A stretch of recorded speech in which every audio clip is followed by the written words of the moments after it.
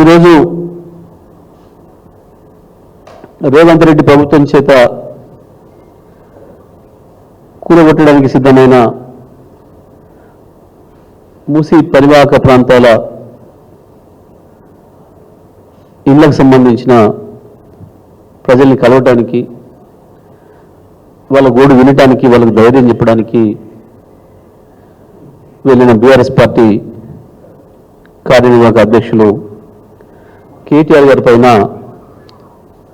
Congress party గుండాలు దాడి చేయడాన్ని నేను తీవ్రంగా ఖండిస్తా ఉన్నా. ఒక పథకం ప్రకారం ఈ దాడి జరిగింది. పూర్తిగా పోలీసుల కన్సర్న్లోనే ఈ దాడి జరిగింది. ఎందుకంటే కేటీఆర్ గారు గోల్నకాలో కార్యక్రమంలో పాల్గొని వారందరినీ పరామర్శించి, మూసీ పరివాహక ప్రాంతంలో ఉన్న వారందరినీ పరామర్శించి రిటర్న్ వస్తున్నారు. వాస్తవానికి వారు ఏ దారిలో వచ్చే సంగతి ముందుగా మాకు ఎవరు కూడా తెలియదు. వారు కూడా అనుకొని ఇట్లనే పోదామని అనుకొని రాలే. అక్కడ కార్యక్రమం అయిపోయింది. అక్కడి నుంచి మా ముషీరాబాద్ ఎమ్మెల్యే గారింటికి పోవాలి కాబట్టి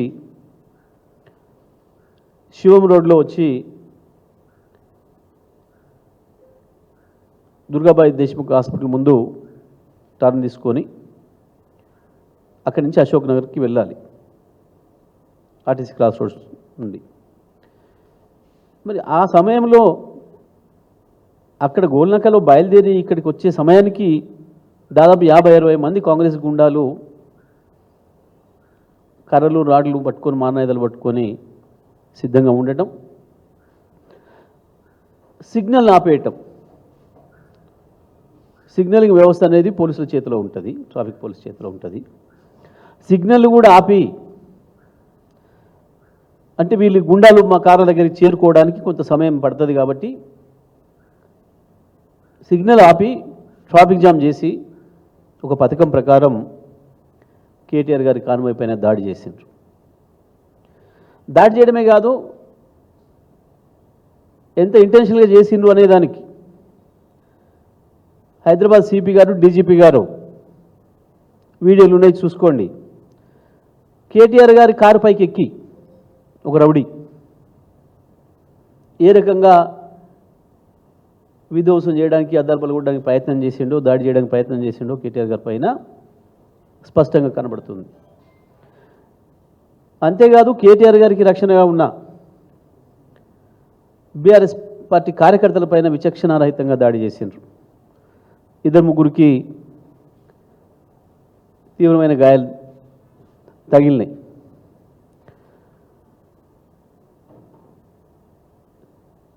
హుసేన్ కావచ్చు, పవన్ కుమార్ అనే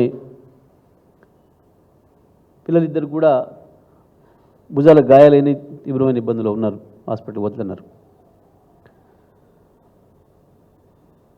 ఇది ఒకటే కాదు, గత 3 నెలలుగా వరుసగా ఎక్కడ చూసినా టీఆర్ఎస్ పార్టీ ప్రధాన నాయకుల పైన కాంగ్రెస్ పార్టీ దాడులకు పూనుకుంటుంది. ప్రత్యేకించి ప్రజలకు ఆపద ఉన్నప్పుడు, వరదలు సంభవించినప్పుడు పరామర్శకు వెళ్ళినా, రైతుల రుణమాఫీకి సంబంధించి రైతుల దగ్గరికి వెళ్ళినా, ఇవాళ ఈ హైడ్రా బాధితులు, నీ 150,000 కోట్ల కుంభకోణ బాధితులు ఆయన హైదరాబాద్ ప్రజల్ని పరామర్శించడానికి వెళ్ళినా, వాళ్ళని ధైర్యం చెప్పడానికి వెళ్ళినా ప్రతి చోట ఈ దాడులు జరుగుతూ ఉన్నాయి. వరుసగా ప్రారంభంలోనేమో బీఆర్ఎస్ పార్టీకి సంబంధించిన గ్రామస్థాయి, మండల స్థాయి కార్యకర్తలపైన, నాయకులపైన దాడులు చేసిండ్రు. ప్రజలు ప్రభుత్వం గురించి ఏమనుకుంటున్నారో వాటిని యాజ్ ఇట్ ఈజ్గా ప్రజలు మాట్లాడింది సోషల్ మీడియాలో పెట్టినందుకు సోషల్ మీడియా యాక్టివిస్టుల మీద దాడి చేసిండ్రు. ఆ తర్వాత యూట్యూబ్ ఛానల్స్ నడుపుకుంటున్న మిత్రులపైన, జర్నలిస్టులపైన దాడి చేసిండ్రు. ప్రభుత్వానికి డబ్బా కొడితే ఏం లేదు, కానీ ప్రజలు ఏమనుకుంటున్నారో, ప్రజలు అనుకున్న దాన్ని ప్రసారం చేసినందుకు ఆయా ప్రసార మాధ్యమాలపైన వాటిని నడుపుతున్న నిర్వాహకులపైన దాడులు చేస్తున్నారు. కానీ గత 3 నెలలుగా ముందుగా హరీష్ రావు గారి క్యాంప్ ఆఫీస్ పైన దాడి చేశారు. ఆ తర్వాత ఏకంగా ఖమ్మంలో వరద బాధితుల్ని పరామర్శించడానికి రమ్మని ముఖ్యమంత్రి అడిగిండు. ముఖ్యమంత్రి గారే కోరినరు, కేసీఆర్ గారు రావట్లేరు అని. కేసీఆర్ గారి ప్రతినిధులుగా మేము పోయినాం.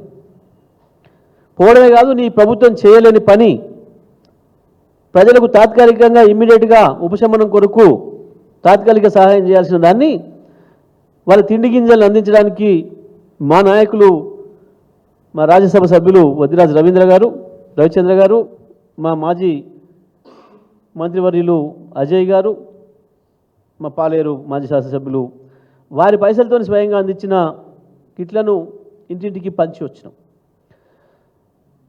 ముందు రోజు ముఖ్యమంత్రి పోతే ప్రజలు వెంటబడ్డారు. నువ్వు ప్రహసనంగా బాధతోనున్న ప్రజల దగ్గరికి వెళ్ళినట్టు కాకుండా ఊరేగింపులు బరాతు తీసుకొని పోయినట్టు ఊరేగింపు చేసుకొని పోలీసుల్ని 4 గుండాలు నెట్టబెట్టుకొని అడుగుతున్న మహిళల్ని కూడా నెట్టేసేసేసి వెళ్ళొచ్చినావు. కానీ తెల్లారి బీఆర్ఎస్ ప్రతినిధి బృందం పోయినప్పుడు ప్రజలు స్వాగతించారు బ్రహ్మాండంగా. అదే ప్రజలు దాన్ని తట్టుకోలేక స్వయంగా హరీష్ రావు గారు కూర్చున్న కారు పైన దాడి చేయించినావు. అదేవిధంగా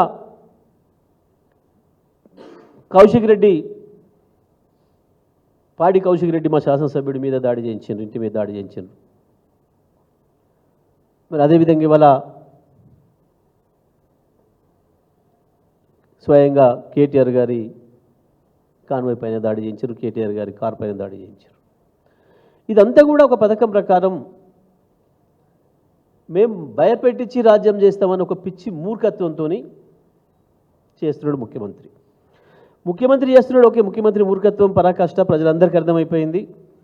ముఖ్యమంత్రి గురించి ప్రజల మనసులో ఏముందో బహిరంగంగా చెప్తున్నారు. ఏ ముఖ్యమంత్రి పైన అయినా, ఏ ప్రధానమంత్రి పైన అయినా ప్రజలకు అభిప్రాయాలు ఉండవచ్చు, కానీ ఏముందనే విషయాన్ని బహిరంగంగా చెప్తున్నారు.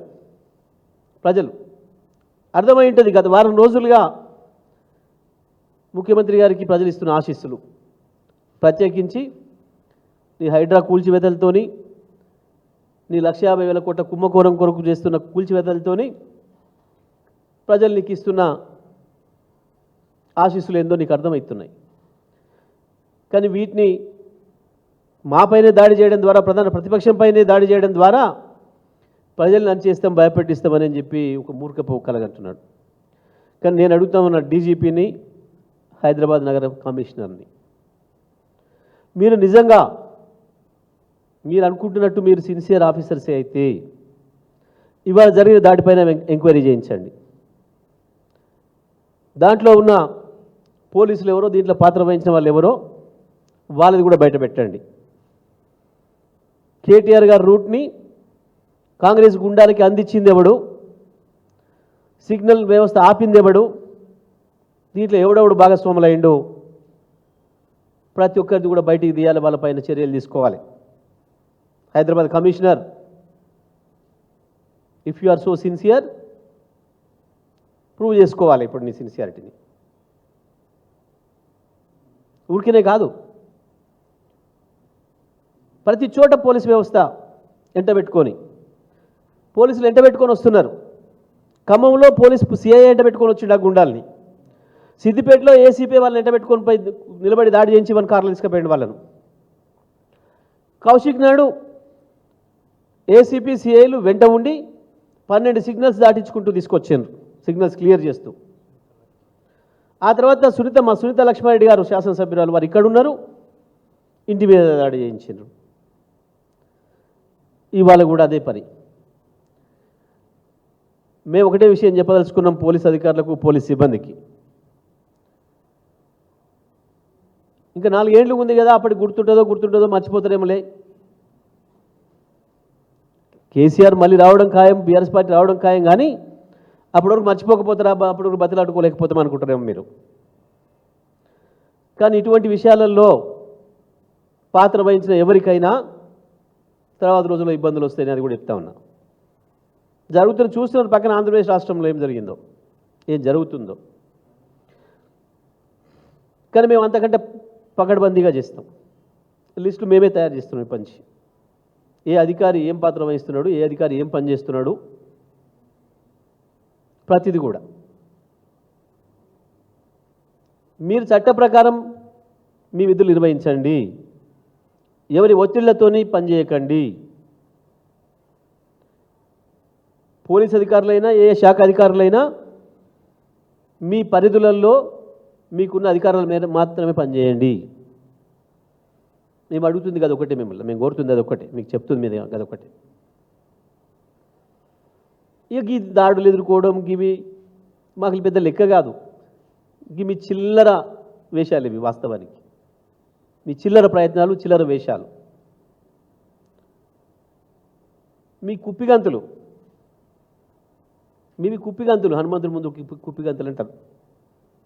హనుమంతుడి ముందట నేను ఇంత ఎత్తి ఎగురుతాను నీకంటే ఎక్కువ అని ఎగిరినోన్ని కుప్పిగంతులు అంటారు. ఇప్పుడు మీ ఎగురుడు కూడా గంతే. గవి మమ్మల్ని ఏం ఎగరలేవు, ఏం చేయలేవు, మమ్మల్ని దాటి ముందుకు పోలేవు.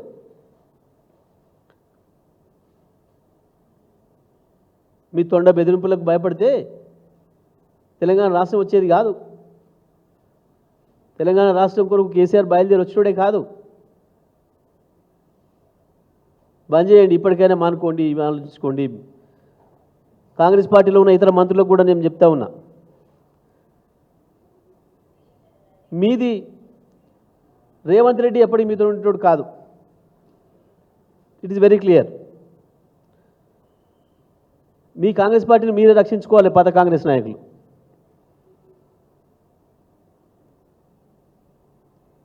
అధికారం కొరకు వచ్చేటోడు అది పోతే ఉండడు.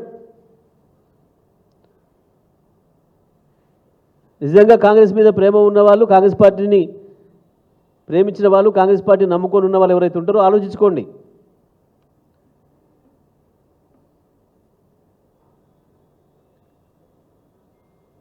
కాంగ్రెస్ పార్టీని ఒక వాహకంగా ఎస్పీబీగా వాడుతున్నాడు అంతే రేవంత్ రెడ్డి. తన అధికారంలోకి రావడానికి ఒక ఎస్పీబీగా మాత్రమే వాడుతున్నాడు. గుర్తుపెట్టుకోండి అసలైన కాంగ్రెస్ అభిమానులు. గతంలో చాలాసార్లు ప్రభుత్వాలు మారినాయి. ఒక పార్టీ పోయి ఇంకో పార్టీ వచ్చింది. ఎప్పుడు కూడా గింత చిల్లర వ్యవసాయాలు మనం చూడలేదు. ఈ చిల్లర పనులు, చిల్లర ఎత్తుగడలు, చిల్లర దాడులు గతంలో జరిగి ఉండొచ్చు. ఘర్షణలు ఎక్కడైనా ఆకస్మికంగా ఎక్కడైనా అనుకోని చోట ఎదురుపడితే, మా ఎదురుపడ్డప్పుడు జరిగి ఉండొచ్చు రాజకీయ ఘర్షణలు. కానీ ప్రజల కొరకు, ప్రజల సమస్యల మీద, బాధలో ఉన్న ప్రజల్ని పరామర్శించడానికి, వాళ్ళకి ధైర్యం చెప్పడానికి, ప్రధాన ప్రతిపక్షంగా మా బాధ్యతలు నెరవేర్చడానికి పోయినప్పుడు ఇవి పథకం ప్రకారం జరుగుతున్నాయి ఈ దాడులు. మేము చెప్తా ఉన్నాం, డీజీపీ అండ్ హైదరాబాద్ కమిషనర్ ఇద్దరు కూడా దీనిపైన వెంటనే మీరు తగిన చర్యలు తీసుకోవాల్సిన అవసరం ఉంది. లేదు అనంటే మేము చూస్తూ కూర్చుంటాం, ఇట్లే అని భావిస్తే ఇట్లా ఉండదు లా అండ్ ఆర్డర్ రాష్ట్రంలో. ఇది మీతో కాదు. మా రక్షణ మేమే మా చేతులు తీసుకోవాల్సి వస్తుంది. కనీసం బాధ్యత లేదా, సోయి లేదా డీజీపీకి, సిపికి? ఖమ్మం కమిషనర్ బహిరంగంగా కాంగ్రెస్ కార్యకర్తలాగా పనిచేస్తూ ఉన్నాడు. దాడి మా మీద జరిగితే కేసు పెట్టాల్సింది వాళ్ళ మీద పోయి మా కార్యకర్తల మీద కేసులు పెట్టిస్తున్నాడు. మేము ఎవరి మీద అయితే కాంప్లైంట్ ఇచ్చినామో, రౌడీ హరీష్ రావు గారి కారుపై దాడి చేసిన రౌడీ పేరు పెట్టి వాడితోనే పిలిచి కాంప్లైంట్ తీసుకొని కేసు బుక్ చేయించాడు. చాలా అతి తెలివి ప్రదర్శిస్తున్నారు ఖమ్మం పోలీసు కూడా. ఇవాళ ఇక్కడ కూడా నిన్న తెలంగాణ భవన్ పైన కాంగ్రెస్ గుండాలు దాడి చేస్తే ఇప్పటి వరకు కనీసం ఉలుకు పలుకు లేదు కమిషనర్ గారు, హైదరాబాద్ కమిషనర్ గారు.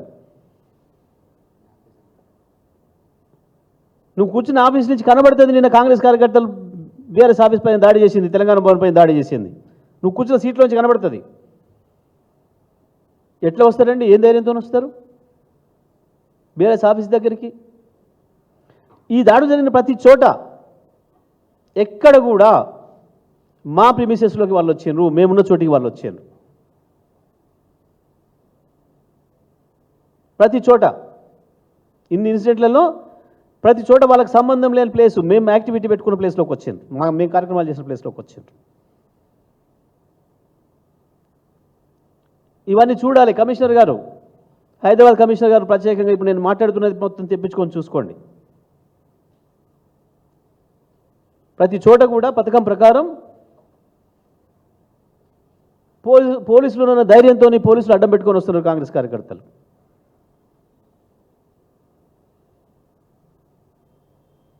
దీనిపైన మీరు చర్య తీసుకోకపోతే మాత్రం పరిణామాలు చాలా తీవ్రంగా ఉంటాయనే విషయాన్ని కూడా నేను హెచ్చరించదలుచుకున్నా.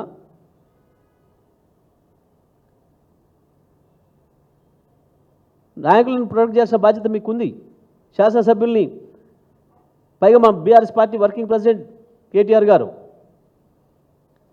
ఇక మీరు ఈ రాష్ట్రంలో ఉన్న ప్రధానమైన ప్రతిపక్షమైన బీఆర్ఎస్ పార్టీ కార్యనిర్వాహక అధ్యక్షుడి మీద దాడికే మీరు నిమ్మకు నీరెత్తినట్టుంటే, కనీసం వారి కార్యక్రమాలకే మీరు రక్షణ కల్పించలేకపోతే మరి దేమిట్టుకున్నట్టు? పోలీస్ శాఖ ఏం పని చేయడానికి ఉన్నట్టు? కేవలం కాంగ్రెస్ కార్యకర్తలకి, కాంగ్రెస్ నాయకులకు వెంట ఉండి వాళ్ళని వెంట పెట్టుకుని పోయి దాడులు చేయడానికి ఉన్నట్ట? అందుకే చెప్తా ఉన్నా, ఇమ్మీడియట్గా నేను డిమాండ్ చేస్తూ ఉన్నా, హైదరాబాద్ కమిషనర్ దీనిపైన స్పందించాలి, లేదా డీజీపీ స్పందించాలి. వెంటనే జరిగిన దానిపైన విచారణ చేస్తారా, ఏం చర్యలు తీసుకున్నారో వెంటనే చెప్పాలని చెప్పి నేను డిమాండ్ చేస్తూ ఉన్నా. లేదు అంటే జరగబోయే పరిణామాలకు అందరూ సిద్ధంగా ఉండాలని కూడా చెప్పి నేను తెలియజేస్తూ ఉన్నా.